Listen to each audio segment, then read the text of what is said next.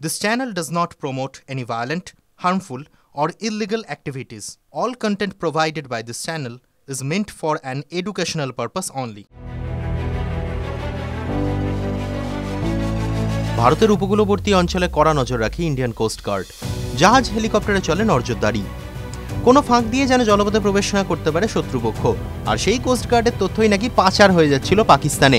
সম্প্রতি এমন অভিযোগ সামনে আসে। কার মাধ্যমেই তথ্য যাচ্ছিল তা খোঁজ করতেই আসে এক শ্রমিকের নাম। গুজরাটের উপকূলবর্তী অঞ্চলে কাজ করতেন এই ব্যক্তি। তাকে হাতে নাতে ধরেছে গুজরাটের অ্যান্টি টেররিস্ট স্কোয়াড। ধৃত ব্যক্তির নাম দীপেশ গোহিল।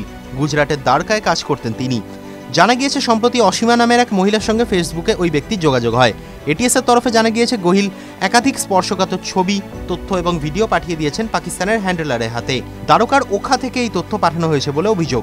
হোয়াটসঅ্যাপের মাধ্যমেই সব তথ্য পাঠানো হয়েছে বলে অভিযোগ। ওখার বাসিন্দা দীপেশ গোহিল পাকিস্তানের আইএসআই ও পাক নেভির এজেন্ট হিসেবে কাজ করছিলেন বলে দাবি এটিএসের।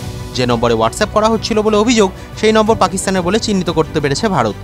জানা গিয়েছে এখনো পর্যন্ত তথ্য পাচার করে দীপেশ মোট ৪২,০০০ টাকা পেয়েছেন। তিনি দিনে ২০০ টাকা করে পেতেন ওই কাজ করার জন্য। TV9 Bangla digital.